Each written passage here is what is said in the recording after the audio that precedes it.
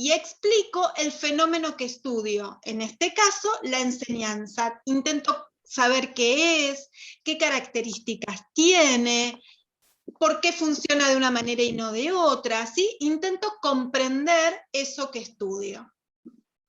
Pero asimismo tiene otra dimensión que la acompaña, que es la prescriptiva normativa. ¿Saben lo que es prescriptivo normativo?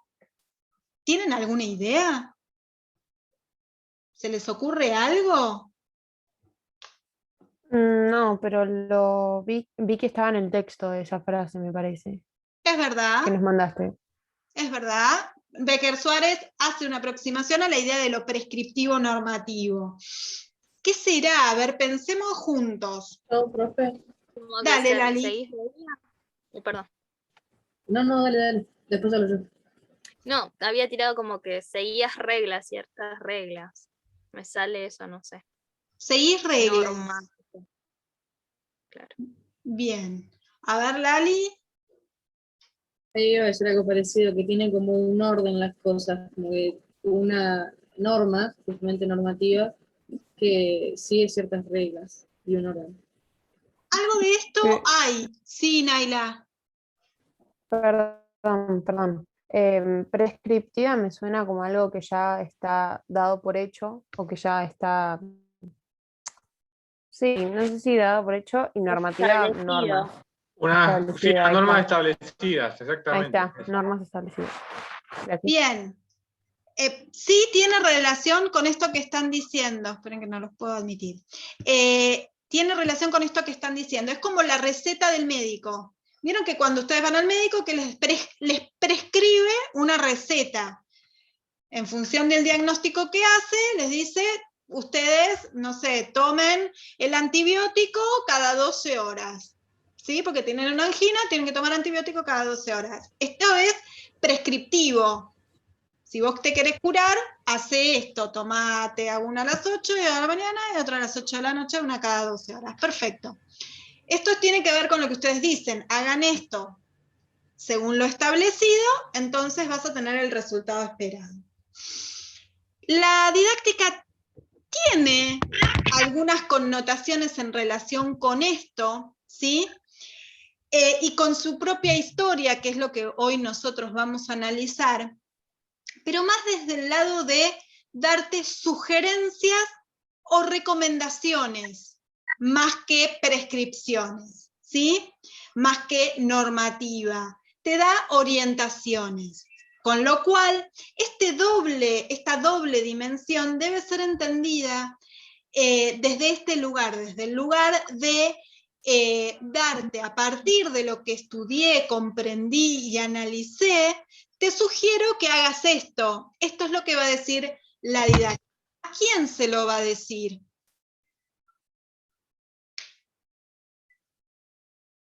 ¿La normativa? Ambas, porque estamos diciendo que la didáctica tiene esta doble dimensión. ¿A quién se dirige la didáctica cuando produce? A los docentes. Exacto, a los docentes. Entonces le va a decir al docente, mira, yo estudié esto, expliqué esto con respecto a la enseñanza y me parece que estaría bueno que vayas por este lado, ¿sí? Ahora, te lo doy como sugerencia, te lo doy como recomendación, ¿sí? Te lo doy como te lo prescribo, pero en términos de propuesta sugerida. ¿Está bien? Desde este lugar es que tiene esta doble dimensión. Hasta acá es lo que nosotros estuvimos charlando la vez pasada, ¿sí? Más o menos delineamos el encuadre y posicionamos a la didáctica. Pero ¿qué pasa? La didáctica tiene una historia y un recorrido, ¿sí? Un recorrido que la va a caracterizar, ¿sí? Y que la va de alguna manera direccionar. Yo lo separé en unos grandes hitos, como para que lo ordenemos a lo largo de la historia. Un primer hito está asociado a lo que se llama la didáctica tradicional. ¿A qué se llama didáctica tradicional? A separar tajantemente la teoría de la práctica. Los didactas van a decir, yo didacta, soy lo más, ¿sí? Y voy a establecer y a delimitar lo que hay que hacer. Vos, docente, sos un mero ejecutor de lo que yo te digo como didacta. Desde este lugar hay una separación clara entre quien piensa y quien hace, ¿sí? Desde este lugar y desde este posicionamiento, la didáctica estaba conformada como una serie de, como un conjunto de doctrinas, modelos preestablecidos, dice ahí, modelos teóricos pensados y ya cerrados. Nadie puede cambiarlos, mucho menos el docente, ¿sí?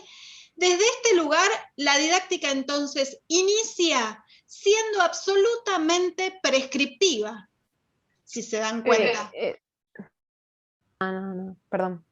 Absolutamente prescriptivos, ¿por qué? Porque sin ni siquiera explicar mucho, te dicen lo que hay que hacer. ¿Está bien? Te establecen los pasos a seguir y el docente es un mero ejecutor de lo que ese didacta estableció. Por supuesto, O estamos sea que hablando... eso contradice una de las dimensiones. Eso contradice una de las dimensiones y recuerden que nosotros estamos haciendo el abordaje histórico de la constitución de la didáctica como disciplina. Y va a tener una razón. Fíjense, muy bien Valentina dice, epa, se contrapone entonces con una de las dimensiones. En realidad arrancamos nosotros... ¿Se corta? Se recorta. Esperen que se me... Sí, mucho. Estoy hablando sola, como... Esperen. A ver si ahí recuperamos un poquito. En esta de las filminas que hablamos al principio, es lo que nosotros acordamos como punto de inicio. Esto sería como el hoy, ¿sí? ¿Qué estamos haciendo? El recorrido histórico. En el primer recorrido histórico, encontramos hacia el siglo XVII aproximadamente la didáctica tradicional, el inicio de la didáctica, que comienza así. Teoría, por un lado, práctica, por el otro, te digo lo que tenés que hacer, el docente Soy hospedador. los perdí. Ah, la voz del más. No solo hablo sola, sino que de repente se me descolgó todo. No sé qué pasa a esta hora, porque en el de las 6 no me pasa, siempre nos pasa a nosotros que se nos corta. Porque No hay somos más caso. grosos. Muy intenso. La Sí, para mí los viernes a las 8 no quiere la compu. Esto es lo que está, se está preparando para irse, viste, pizza de por medio. Para mí hay algo de eso. Vamos a intentar de vuelta. Nos quedamos en el recorrido. Vamos con el primerito. Didáctica tradicional, referente convenio. Separa teoría práctica, establece lo que hay que hacer. Es una didáctica absolutamente prescriptiva. Te dice lo que hay que hacer. Fíjense que es del siglo XVII, ¿sí? Pasa el siglo XVIII, siglo XIX. Recién hacia principios y mediados del siglo XX vamos a estar como pensando una didáctica que la vamos a llamar tecnicista. Una didáctica que está asociada al contexto, principios del siglo XX, con el método experimental, ¿sí? Por eso se va a llamar didáctica tecnicista. Pero tiene básicamente los mismos lineamientos que la didáctica tradicional. Está separada tajantemente la relación entre teoría y práctica. El didacta sigue diciendo qué es lo que hay que hacer, ahora en términos de competencias técnicas para aplicar, y el docente ejecuta la técnica. Fíjense que casi 3 siglos instalan a la didáctica con esta idea tan rotunda de que da recetas. ¿Cómo no va a ser difícil después cambiar esta visión? Porque ¿qué hace el didacta? Hace los modelos para que el docente los ejecute. Casi 3 siglos instalando esto en la cosmovisión, es muy difícil modificarlo. Pero nosotros vamos a estar ya más cerca del tercer hito, si lo puedo cambiar. Profe, te hago una consulta del segundo hito. Profe. Sí, te escucho. Esta competencia técnica que mencionás, no me quedó claro a qué se refiere. Bien, la vez pasada salió mucho, que ustedes mismos nombraban cuestiones que tenían que ver con la técnica o con los métodos, ¿no? En términos de pasos preestablecidos. Si vos hacés, suponete, no sé, me sale la técnica de torbellino de ideas, esta que vos tirás varias ideas y vas escribiendo y a partir de ahí es una técnica, ¿no? O sea que entre los didactas empezaron a haber desacuerdos en cuanto a cuál era la mejor técnica. En realidad no hay desacuerdos en este momento entre los didactas. Los didactas van a hacer un montón de técnicas, un montón de métodos. Yo lo que entendí es como que los didactas creaban una fórmula que todos repetían. Exacto. Más o menos. Exacto. Así está pensada la didáctica en estos 2 hitos. Y en el hito 2, como pregunta Valentina, ¿qué hacen los didactas? Se encargan de, a través del método experimental, comprobar cuál es la mejor técnica para dártela al docente y que vos la hagas como docente y la apliques. ¿Cómo aplicas la técnica? Y hace el paso 1, 2 y 3 y vas a lograr el efecto deseado. En ese contexto, pensá en principios del siglo XX, hacia principios y mediados, estaba el método experimental a flor de piel. Cuando decimos método experimental, decimos todo lo que es comprobable, ¿sí?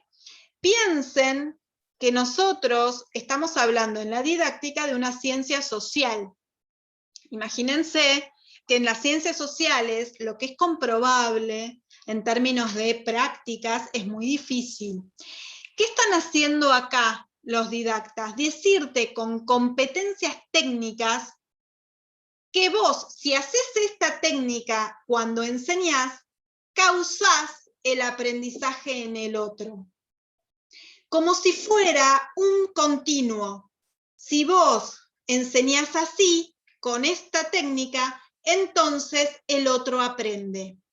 Nosotros ya Pero, vimos... profe, todos mantenían todas la misma fórmula base y de ahí desarrollaban tipo distintas técnicas, pero desde esa base. Exactamente. ¿La Bien. base cuál es? No es que inventaron nuevas fórmulas para nuevos aprendizajes, no. Técnicas puede haber 1.000.000, pero desde el punto de vista didáctico, ¿qué estaban pensando? Que si vos haces la técnica, entonces, y la aplicás así como se establece, entonces enseñaste bien y el otro aprendió. Eso era lo importante en esa didáctica. En esa didáctica lo importante es crear la mayor cantidad de técnicas eficaces para lograr el resultado esperado. Una pregunta que me hicieron en la otra comisión que fue muy interesante es, ¿eran siempre los mismos como los pasos que se hacían para que el otro aprenda y lograr el resultado exitoso? Era siempre el mismo. Si vos haces esto, el otro aprende bien. Esto supone que todos aprenden de la misma manera. ¿Está bien eso? No, No. vimos que no funciona. Lo vimos ayer justo en la clase de fútbol, que decíamos que hay que respetar el periodo de aprendizaje de cada niño, niña, adolescente, ¿no? Absolutamente. Y por otro lado, que yo aplique un montón de técnicas, eso desconoce que la enseñanza es una práctica social y como práctica social cambia.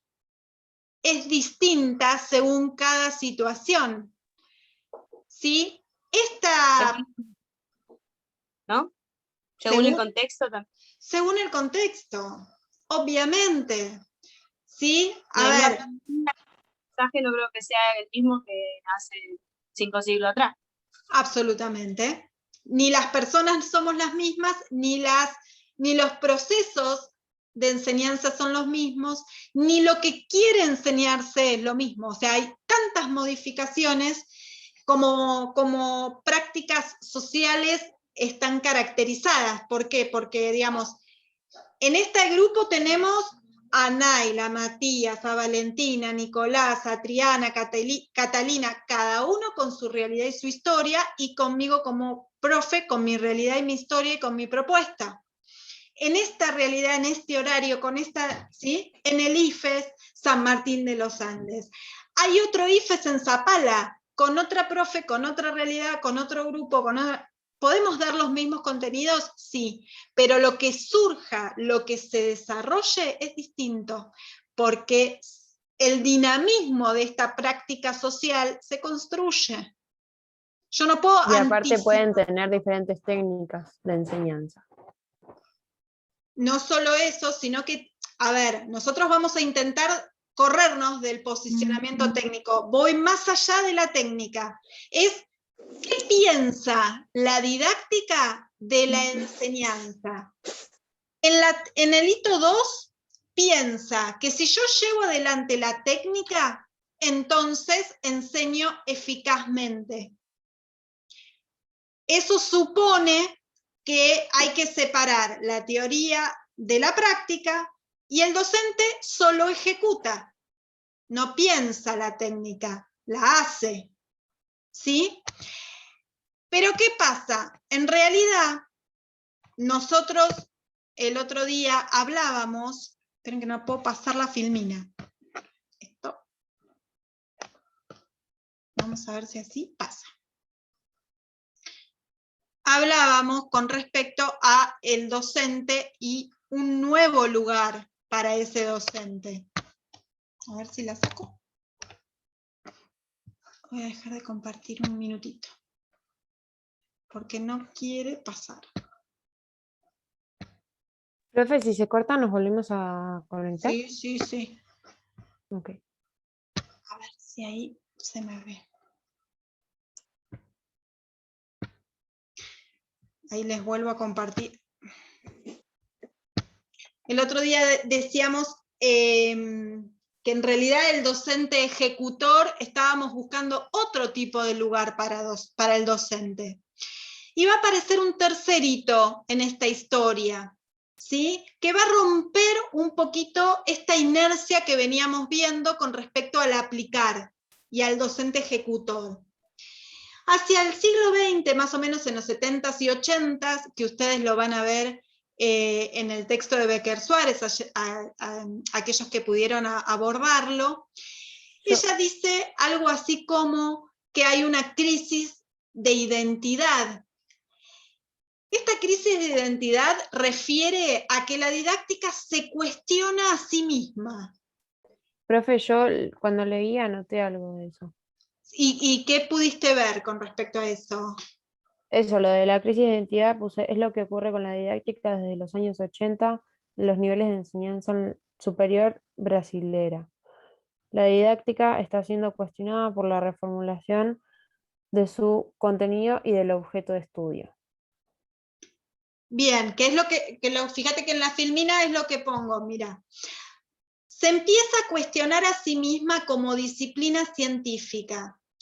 Ella dice algo así como que la didáctica empieza por donde las otras ciencias terminan. ¿Pudieron ver esa parte? Sí, profe, quería agregar algo. Sí. Lo relacioné muchísimo con el texto que leímos en Psicología de la Educación, que hablaba también de la crisis que tenía la disciplina y cómo se cuestionaba su objeto de estudio y que no se sabía muy bien dónde empezaba y terminaba. Lo relacioné muchísimo también porque fue más o menos por la misma época, los 70, 80, entonces supongo que, y bueno, mismo en el texto menciona que la didáctica siempre va a buscar a la psicología. Entonces me parece que va bastante cerca. Sí, y esto de que busque a la psicología no es casual, porque la psicología era una ciencia fuerte a principios del siglo XX, con el conductismo a la cabeza, que ustedes lo van a ver en psicología educacional, en términos de ciencia experimental. Entonces va a querer como justificar su accionar de la mano de esa ciencia. Pero a partir de los 70 y 80 se cuestiona a sí misma como disciplina. Y cuando se cuestiona este carácter prescriptivo del que hablábamos al principio. ¿Se acuerdan que dijimos? Empezó dando recetas para que el docente las ejecute, y esto lo sostuvo por varios siglos. ¿Qué empieza a decirse la didáctica? Que eso no está bueno, porque no está explicando su objeto de estudio, no lo está comprendiendo ni describiendo. Hay que cuestionarse con respecto a esto, hay que explicarlo. Y por otro lado, ¿cuál es el objeto de estudio? ¿Por qué decimos que el objeto de estudio es, en ese momento, proceso de enseñanza-aprendizaje? Y miren que lo digo junto, ¿eh? Se cuestiona su propio objeto de estudio porque nunca se lo había preguntado, ni siquiera desde el principio. Por eso, Becker Suárez dice, empieza por donde las otras terminan. Las otras ciencias, ¿cómo empiezan? Por ejemplo, la sociología. La sociología, antes de llamarse sociología, empezó pensando cuál era la relación entre los sujetos y el contexto social, se empezó a delimitar cómo fue, qué era lo que quería analizar, hasta finalmente definir que quería ver a los sujetos en sociedad, ¿no? En grupos sociales. Entonces quedó delimitado. La didáctica empieza al revés. La didáctica dice en el siglo XVII, yo me ocupo del proceso de enseñanza-aprendizaje y vos tenés que hacer esto, docente, punto. Recién a mitad del siglo XX, en los 70s y 80s, se va a empezar a cuestionar su propio objeto de estudio. De hecho, la vez pasada dijimos que enseñanza y aprendizaje eran dos fenómenos distintos, no juntos. Entonces, ahí empieza a delimitarse un poquito más este objeto de estudio. Se cuestiona su propia producción. Pará, ¿solamente puedo dar prescripciones? ¿Que no puedo explicar o describir o interpretar o comprender?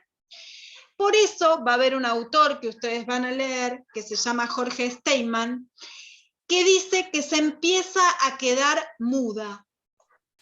La didáctica se empieza a quedar muda, porque se cuestiona tanto que hasta cuestiona su propia producción. O sea que se empieza como se le mueve la estantería, por decirlo de alguna manera sencilla, ¿sí?